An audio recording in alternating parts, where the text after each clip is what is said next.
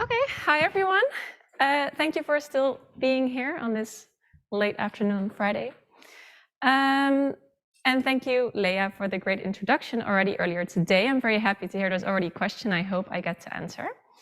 So my name is Anniek Gloudemans. I'm a PhD student at Leiden Observatory, supervised by Ken Duncan and Huub Rutgering and many other amazing collaborators.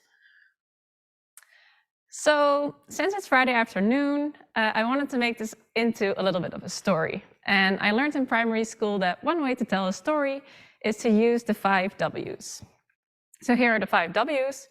And when I Google this now, actually, there's also an H for how, which is, I think as a scientist, very useful to also have the H there. And to make it a little bit more complicated, I'm going to tell the story backwards and start with the why. So why are we interested in high-redshift AGN? I think the motivation for this is kind of twofold. On the one hand, we're interested in the formation and evolution of supermassive black holes in the early universe.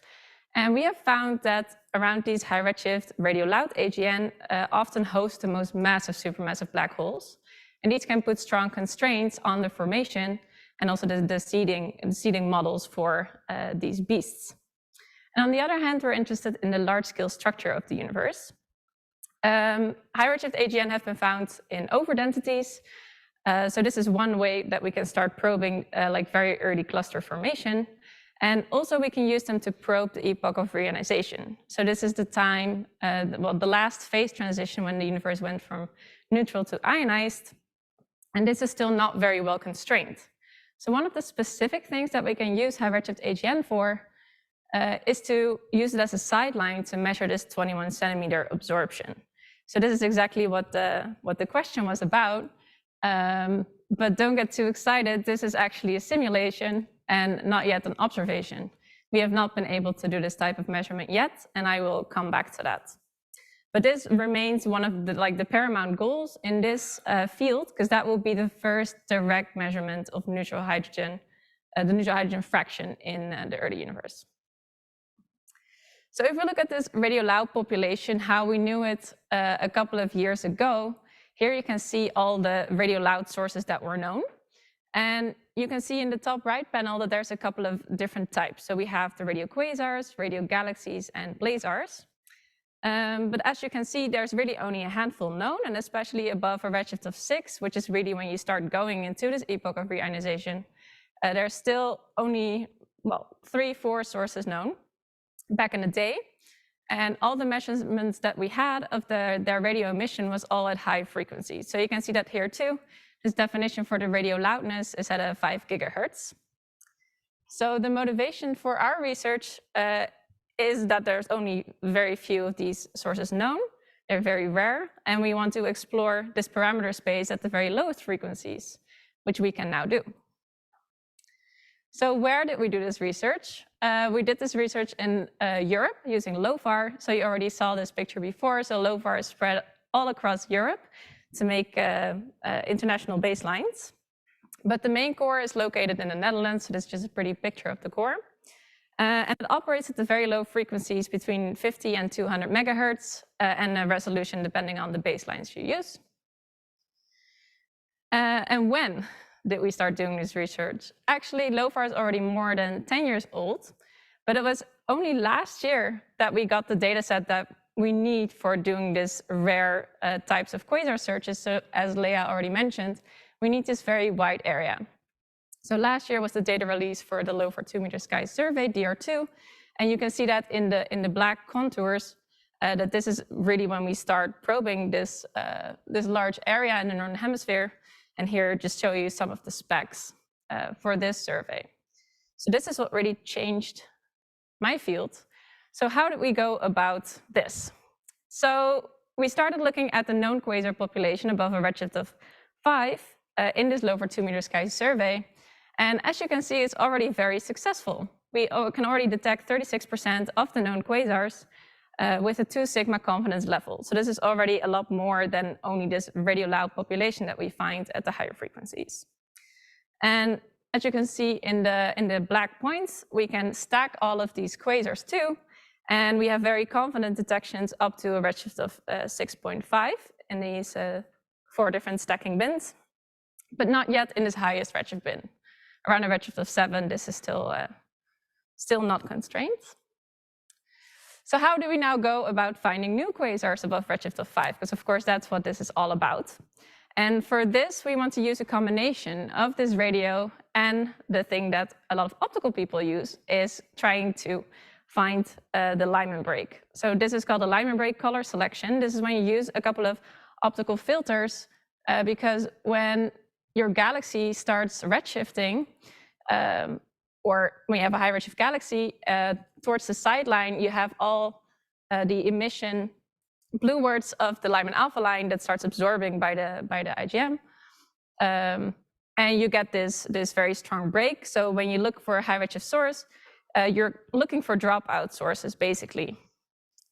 But now, because we can combine this with radio detection, actually we only need very few optical filters to find these candidates. So here you can see we used the legacy imaging survey, and we have a non-detection in the bluish G and R band, but we do have a detection in the Z band and a very strong radio detection. So this, together with some machine learning-based photometric redshifts and some template fitting and easy, we found our candidate sample. So that's really great. But the main culprit, actually, in these type of searches is that you have to do follow-up spectroscopy to confirm your candidates. And for this, you really need the largest optical telescopes that we have in the world, and also quite a long integration time still to be able to confirm this Lyman break. But we ended up doing this with the Hubble-Eberly telescope and the Subaru telescope. It took almost 2 years to get the data together, but then in the end, we were quite successful. So what did we find? We found 24 new quasars between a redshift of 4.9 and 6.6. So these were all radio bright with a success rate of 34%, meaning the other 60% were not high redshift quasars. And here I'm showing you one of our favorite quasars. It is a redshift of 6.3 with a pretty bright radio detection of about 5 millijansky. So I won't dazzle you with all the other spectra, but they look quite similar to this, some strong and some weak Lyman alpha emission. So now if we put this into context, here you can see the radioluminosity versus the spectroscopic redshift. And you can see with the purple, the points that we already found for the known high redshift quasars. And now we added these orange stars here. So you can see we're really starting to probe this higher radioluminosity and finding, well, this whole new and extra population that didn't exist before. And you can see that there's this one that kind of stands out from the rest. It's not that high redshift, around 4.9, but it's very, very radio bright. And it's actually radio bright enough that we can use the LOFAR long baselines. So this is an image that was made only last week by Frits Wijnen. So this is still very, very new. But you can see here in the middle the image that we had before with the LOFAR core at 6 arcsecond resolution. And then on the left, you can see this new image with the long baselines with a 0.3 arcsecond resolution. So you can see the tremendous improvement. And on the right, you can see the optical galaxy. It's a very, very faint galaxy. So you can see the radio lobe and a hotspot. And we think that maybe what you see on the bottom left might actually be a counter jet that we're seeing, but this needs some more investigation. But even though we're going to these very low frequencies, we're still missing the turnover. So here you're looking at the radio spectra that we took with LOFAR and GMRT of 9 of the highest redshift and most radio loud quasars in this early universe. But as you can see, there's still very boring power loss, and we're not seeing any nice turnover yet that you would expect due to synchronous self-absorption or free absorption. But if we put this into context, if we compare it to some lower redshift samples, we know that there's this relation between this rest frame turnover frequency and the linear size of the source. But since we're not resolving the source and we're also not probing this turnover, we can only put some upper limits there. And you can see it's still above this relation. And what this just really highlights is that we need to go to lower frequencies and also higher resolution. What we're also still missing is these 21 centimeter sources. So this is the picture of all the known high redshift radio loud sources right now. So in the red diamonds, you can also see some high redshift radio galaxies, which are not really reaching up to this redshift 6 or above 6 yet. And these and the quasars that we now all know. But as you can see, I'm plotting here the flux density this time and not the radioluminosity, because the flux density is really what is going to be important for the 21 centimeter measurement. And as you can see, with LOFAR above this redshift of 6, we're not really able to find any of the sources that are really suitable for this. And also even with SKA, this might still be problematic. So we definitely need to find some more of these very rare bright sources. So what can we expect from ngVLA and SKA? So I think now I'm kind of abusing my what, but it works for one last time. This is kind of a summary of what I think we can expect, but I think the main thing is going to be the sensitivity. We're going to be able to probe a lot deeper and also find AGN up to a redshift of 15. So our current radioluminosity functions are really not that well constrained, but I think with SKA and ngVLA, and especially the combination, we'll be able to constrain this so much better. Also, the radio spectral information is going to be key, also combining these two facilities. The SKA, of course, is going to be great at the low frequencies, and I already mentioned those are very important as well in the high redshift universe. And for ngVLA, the milliarc second resolution is going to be able to actually resolve these jet structures to start understanding these beasts in the early universe. And hopefully with SKA, we'll finally be able to do our first 21 centimeter absorption spectroscopy measurement. I think that will be a very nice Nature paper. And so to summarize this, I think with ngVLA and SKA, we'll be able to really start studying this cosmic evolution of radio galaxies and quasars. So then I'm finally left with who. So I'm going to use this to have a shout out to the whole LOFAR team and my collaborators. So this was last year in Cologne, was just before the boat race, where we all went up to the lake to boat race. And also, I have to mention we've LOFAR, since I'm a team member there. I've missed too many meetings, so I promised them I would at least promote. So WEAVE is a multi-fiber spectrograph on the William Herschel telescope, and it's going to take a whole lot of spectra from all these LOFAR sources, and that is really great, because that's really the main thing that's allowing us to discover some new sources by taking their spectra. And you can find me after the summer at Gemini North, and I'll still be desperately looking for some new high redshift sources. So if you find any, then let me know. But to conclude, this story is not yet finished. The lessons that we learned from LOFAR is that we can efficiently discover new high redshift quasars and even the general quasar population, but only by combining these multi-wavelength observations is this really possible.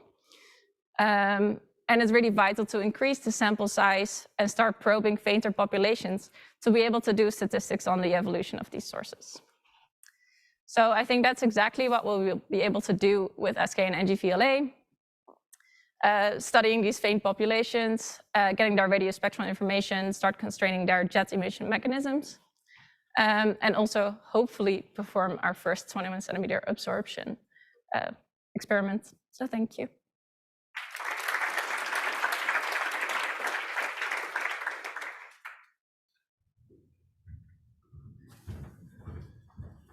Excellent questions. I see one in the back. Can we get a microphone over there, please?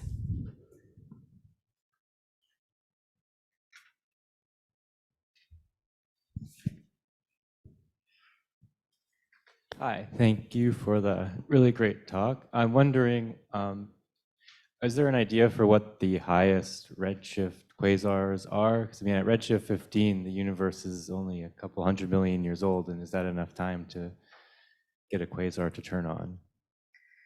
Yeah, I think that's a very good question. I think at first we did not even expect to find the ones that we did.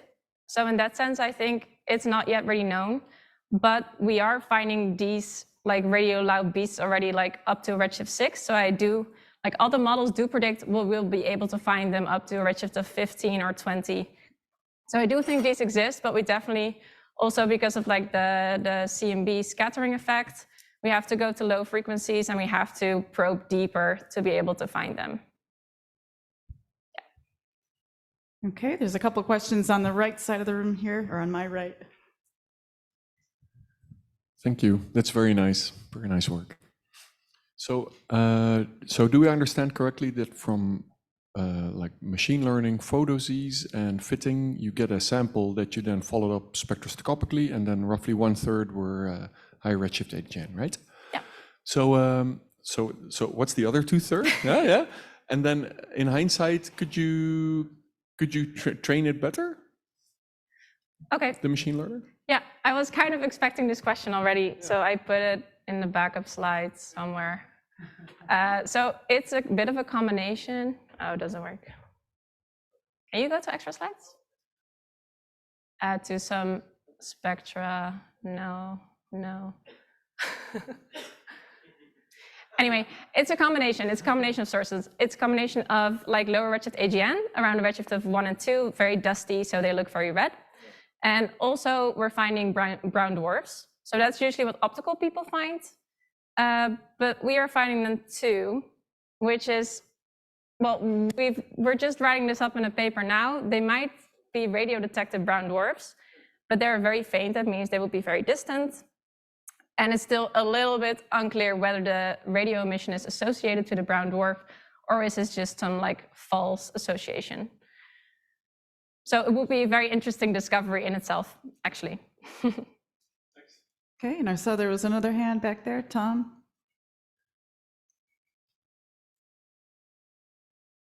So I think you sort of alluded to what I was going to ask, but I'd like to hear a clearer explanation of it. There's always been a worry that you would start to lose the radio emission at high redshift as the CMB photon density gets higher and your jet spectrum has relatively more Compton and less synchrotron emission. Do you think that might be what you're having happen here, and that's why your only radio loud thing is at the very low end of the redshift range you're looking at? Is that a worry for going up to redshift 10? What is the final thing you mean? That's why you mean for the spectra? I mean, CMB photon density goes 1 + z to the 4th power, right? Yeah. And so your CMB seed photons start to dominate over local synchrotron photons, and then that should lead to the Compton component of the jet being much more luminous and dominating the cooling, and the synchrotron turns down, right? Yep. So is that a serious worry when you go to redshift 10? Yeah, no, it definitely is. And that's also, this effect is more strong at the higher frequency. So that's also why you would want to go to the lower frequencies for this. And I think in that sense, the low frequencies are like one of the important things here anyway, because this 21 centimeter signal is redshifted all the way into the low frequency regime. Okay. But yeah, this is also, I mean, the radio spectrum might also be one of the reasons why we're often finding these to be steep spectra sources, like Leah already mentioned too. Yeah. Okay. All right, are there any other questions? Do we have anything on Slack?